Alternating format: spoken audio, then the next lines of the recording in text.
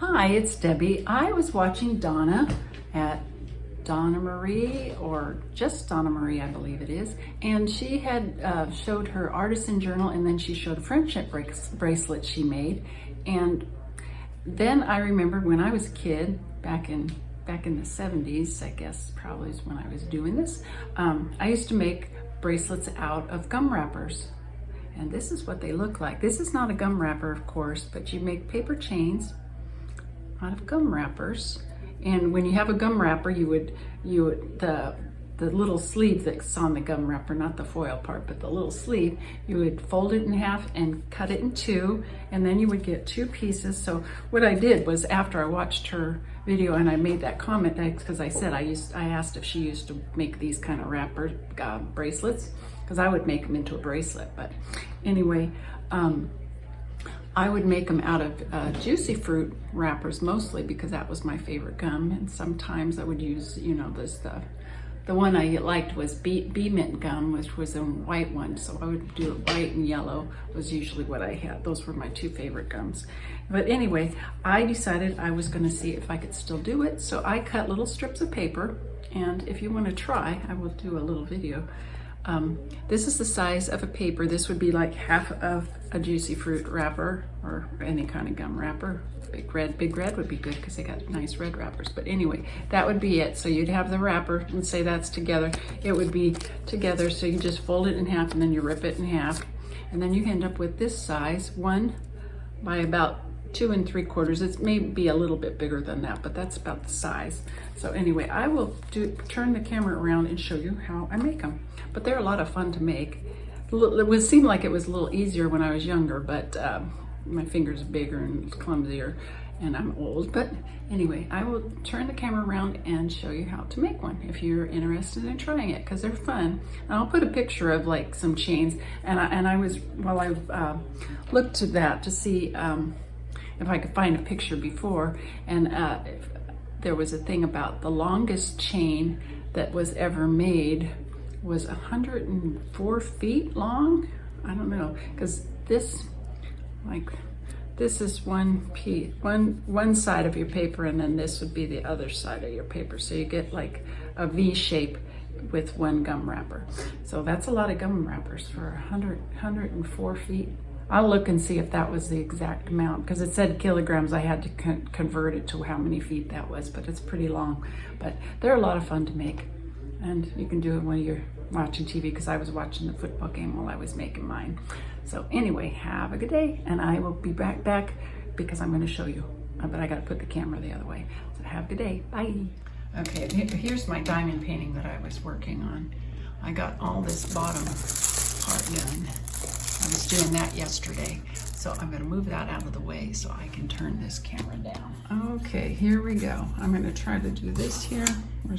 There's the size that you need, 1 inch by 2 3/4 inches, and you need, well, however many you want to make a bracelet. But first you fold it in half, make a good little crease there. And these aren't perfect size because I didn't have my cutting board, and I just was cutting. Then you take it, and you're gonna fold it to the center again.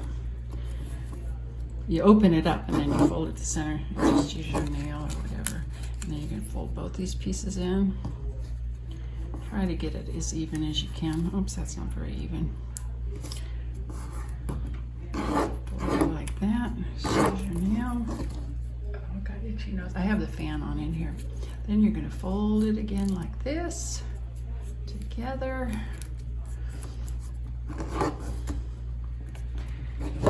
That's not very even. It doesn't have to be perfectly even. They still work.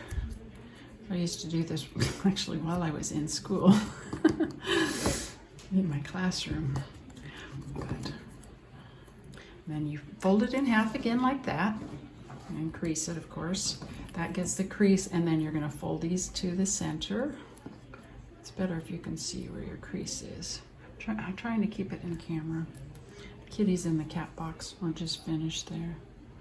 Okay, fold it like that. So there you go. And it's good if you make these ends very flat, because they have to go through the link. So there we go. So there's one, and then you're going to fold it like that. But the ends, these ends are the ones you really want to be flat.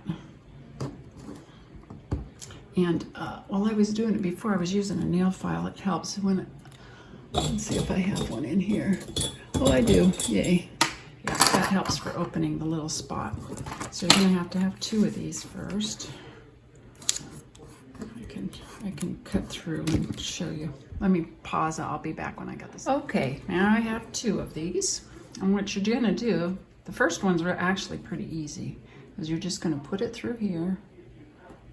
You see, you're just going to make sure you get it through. No, it's not going to be easy for me. First one is actually pretty easy, but you got to see like that one went into the little envelope part. So if you use your nail file to kind of open it up, to make sure it goes through all the way and doesn't get caught in the little spot, then when you put these through, see, they come right through like that, and then you have your first link like that. But like I said, you have to watch out for the little fold that when you're trying to slide the paper through. So let me well, I'll take these ones apart and I'll show you how to add it to my other link. So I got to shove that one out of there. Okay, so here's my link that's already been linked up. So here's where you have the problem, where you want to make sure that you get it between there and between, was that right? Yeah. Without it going, hope I'm getting, see, the holes are very small and I'm straddling the thing, but if you open them up, then you can make sure it doesn't get stuck. That's very hard to show you. I don't know if you can see that. You want to be able to see right through it, because there is a little fold in between, because these 2 are folded inside. So you want to make sure you get it in there, and then you can just push it right on through, and then your next link is going to go right through here. And like I say, it's much easier if you can open it up a little bit and see it. See there, you can, if you can see through those little holes. And you got to do them at the same time. Try to get them in there. That's why you want these to be as flat as you can. And if you kind of squish it down, you get it right through. Except for Deb, I went the wrong way. So you want to go the other way. You want to go the opposite way.